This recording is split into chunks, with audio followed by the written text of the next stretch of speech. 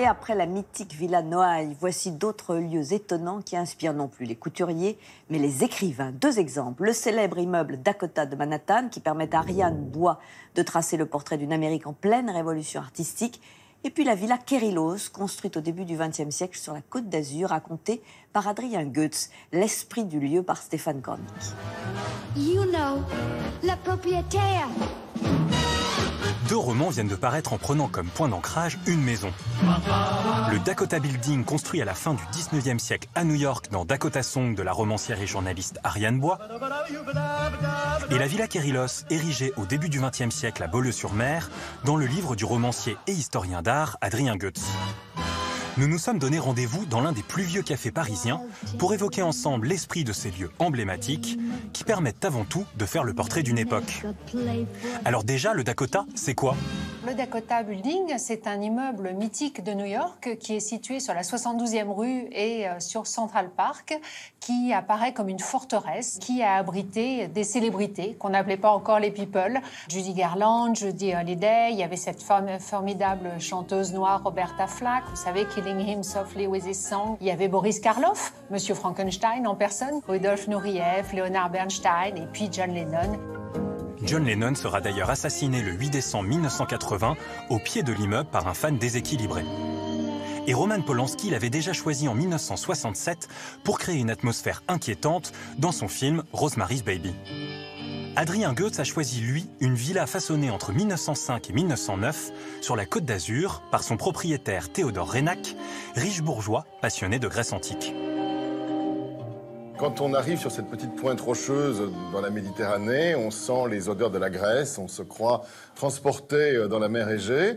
Et là, j'ai eu un coup de foudre pour cette maison parce que j'ai vu une élégance absolue, une maison qui semblait être presque une maison de la sécession viennoise, une maison qui n'avait pas sa place dans ce décor et qui en même temps s'y intégrait à la perfection avec un mobilier sublime, avec des mosaïques extraordinaires. J'ai eu envie d'inventer des personnages et de savoir qui avait vécu là. Je me suis intéressée au Dakota Building parce que j'ai habité à New York.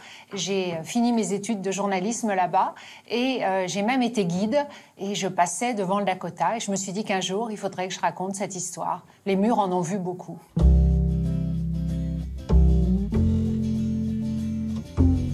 Les deux auteurs livrent des histoires très documentées. Une galerie de portraits avec des personnalités ayant existé, mais pour mieux les raconter, ils choisissent un narrateur inventé.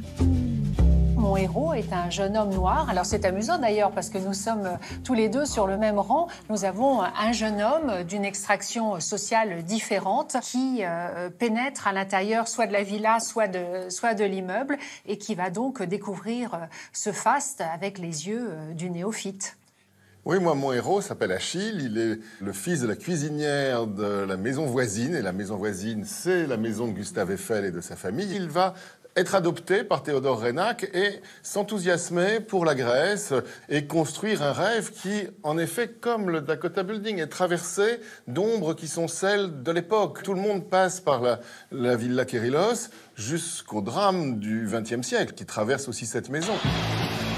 Si le roman d'Adrien Goetz nous fait vivre les 50 premières années du XXe siècle à travers la destinée de cette famille éclairée, confrontée à l'antisémitisme et aux deux conflits mondiaux, Ariane Bois nous permet de nous plonger dans une société en plein chambardement et dans la culture new-yorkaise exaltée des années 70.